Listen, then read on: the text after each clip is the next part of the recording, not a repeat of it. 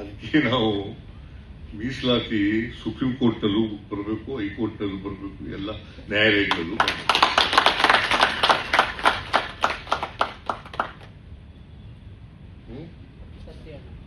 ಹೌದಲ್ಲ? ನಾವು ಹೋರಾಟನೇ ಮಾಡಿಲ್ಲ.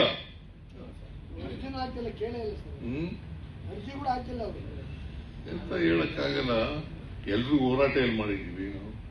ಅಲ್ಲಿ ಇಲ್ಲಿ ಸ್ವಲ್ಪ ಸ್ವಲ್ಪ ಮಾಡಿರ್ಬೋದು. 10% ಮೀಸಲಾತಿ ಕೊಟ್ಟು 56% ಮೀಸಲಾತಿ ಕೊಡಬೇಕು ಅಂತ ಸಂವಿಧಾನ ತಜ್ಞರೇ ಹೇಳಿರ್ತಕ್ಕಂಥದ್ದು. ಆಗಿದೆಯಾ?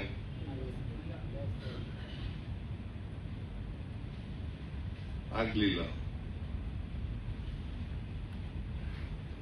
ಅದಕ್ಕೋಸ್ಕರ ನಮ್ಮ ಮೀಸಲಾತಿ ಹೋರಾಟ ಇದೆಯಲ್ಲ, ಇದು ನಿರಂತರವಾಗಿ ನಡೀತಲೇ ಇರಬೇಕು. ನಾವು ಈ ಮೀಸಲಾತಿ ನಾವು ಪೂರ್ಣ ಸಿಕ್ಬಿಡ್ತು ಅಂತ ಅನ್ನಾಗಿಲ್ಲ. ನಾವು ನಿರಂತರವಾಗಿ ನಡೀತಲೇ ಇರಬೇಕು. ಈಗ ಸುಪ್ರೀಂ ಕೋರ್ಟ್ನವರು ಕೂಡ ಒಳ ಮೀಸಲಾತಿ ಬಗ್ಗೆ ಒಪ್ಕೊಂಡಿದ್ದಾರೆ ಅಲ್ವಾ? ನಮ್ಮ ಸರ್ಕಾರ ಯಾವತ್ತೂ ಒಳ ಮೀಸಲಾತಿ ಪರ ಇದೆ. ಮುಂದೆನೂ ಇರ್ತದೆ, ಈಗಲೂ ಇರ್ತದೆ, ಮುಂದೆನೂ ಇರ್ತದೆ. ಸುಪ್ರೀಂ ಕೋರ್ಟ್ನವರು ಒಪ್ಕೊಂಡಿಲ್ವಾ? ಪಂಜಾಬ್ ವರ್ಸಸ್ ದೇವೇಂದ್ರ ಸಿಂಗ್ ಒಪ್ಕೊಂಡಿದ್ದಾರಲ್ಲ. ಅದಕ್ಕಿಂತ ಮುಂಚಿತವಾಗೇನೆ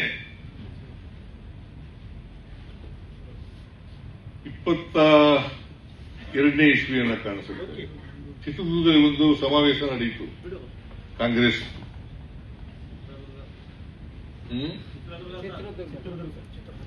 ಚಿತ್ರದುರ್ಗ ಘೋಷಣೆ ಪರಮೇಶ್ವರ ಬರಬೇಕಾಗಿತ್ತು, ಬಂದಿಲ್ಲ. ಅವರು ಅವರ ಅಧ್ಯಕ್ಷತೆಯಲ್ಲೇ ನಡೆಯಿತು. ಆಗ ಒಳ ಮೀಸಲಾತಿಗೆ ಒಪ್ಕೊಂಡು ನಮ್ಮ ಪ್ರಣಾಳಿಕೆಯಲ್ಲೂ ಕೂಡ ಬರೋದು ಅದನ್ನ. ಅದರಿಂದ ಕಾಂಗ್ರೆಸ್ ಪಕ್ಷ, ಕಾಂಗ್ರೆಸ್ ಸರ್ಕಾರ ಒಳ ಮೀಸಲಾತಿಗೆ ಅಥವಾ ಮೀಸಲಾತಿಗೆ ಯಾವತ್ತೂ ಕೂಡ ವಿರೋಧ ಇಲ್ಲ.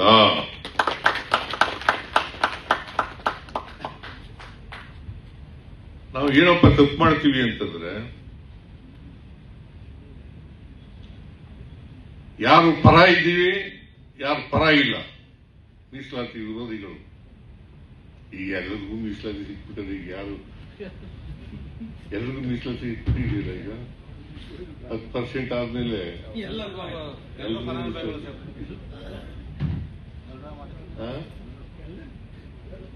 ವಿರೋಧ ಮಾಡೋರೇ ಇರಬಾರ್ದು.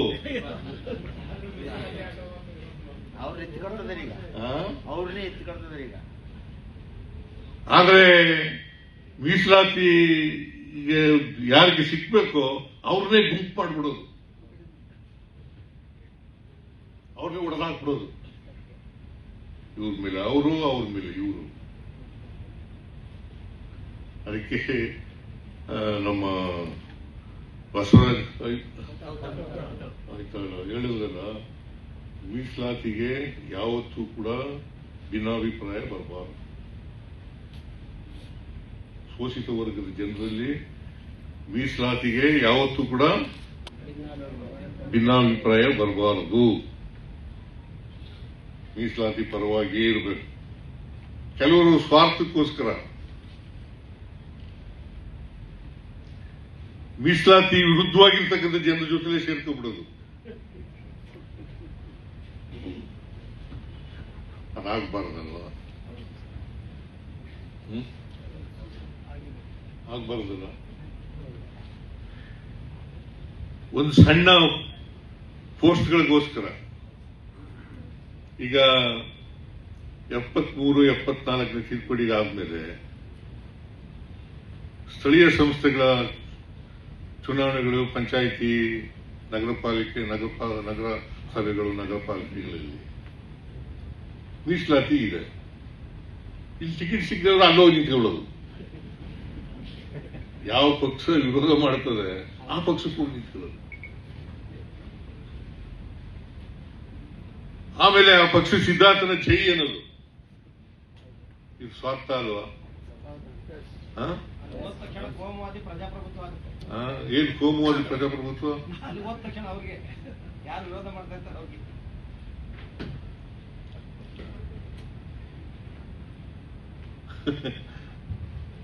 ಇದು ಸ್ವಾರ್ಥ.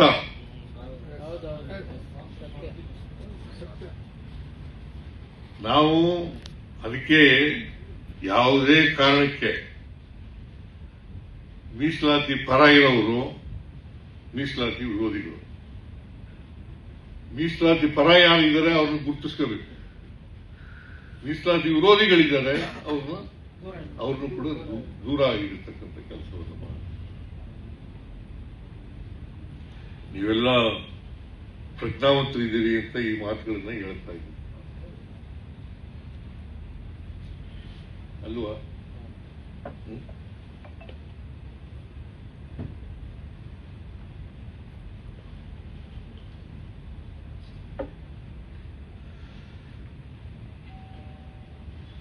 ಯಾವುದೇ ಕಾರಣಕ್ಕೆ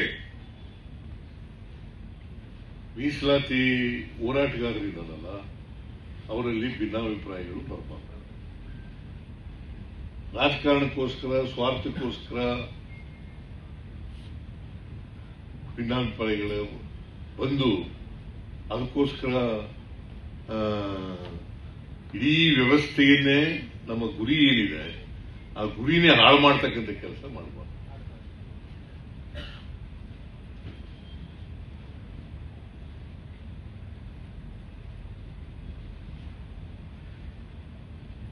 ನಾನು ಈಗ ಒಳ ಮೀಸಲಾತಿ ಆಗಬೇಕು ಅಂತ ಹೇಳಿದ್ರು 3 ದಶಕಗಳಿಂದ ಹೋರಾಟ ನಡೀತಾ ಇದೆ.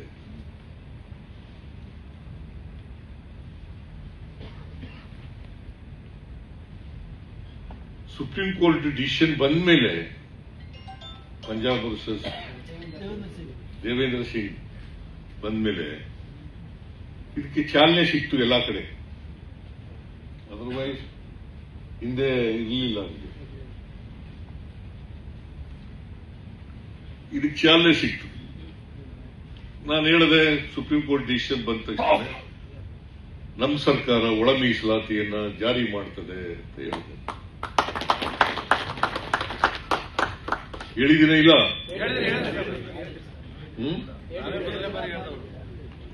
ಜಾರಿ ಮಾಡ್ತೀವಿ ಅಂತ ಹೇಳಿದೆ, ಕೂಡಲೇ ಮಾಡ್ತೀವಿ ಅಂತ. ಅದು ಬಂದ ಮೇಲೇನೆ ನಾಗಮೋಹನ್ ದಾಸ್ ಅವರು ಕಮಿಟಿ ಮಾಡಿದ್ರು, 1 ಮ್ಯಾನ್ ಕಮಿಷನ್ ಮಾಡಿದ್ದು ಆಗ್ಲೇನೆ. ನಾಗಮೋಹನ್ ದಾಸು ಎಲ್ಲ ಕಡೆ ಜನರನ್ನ ಭೇಟಿ ಮಾಡಿ, ಹಳ್ಳಿಗಳನ್ನ ಭೇಟಿ ಮಾಡಿ ಒಂದು ವರದಿ ಕೊಟ್ಟರು. ಆ ವರದಿನಲ್ಲಿ ಶಿಫಾರಸು ಏನಪ್ಪಾ ಅಂದ್ರೆ 5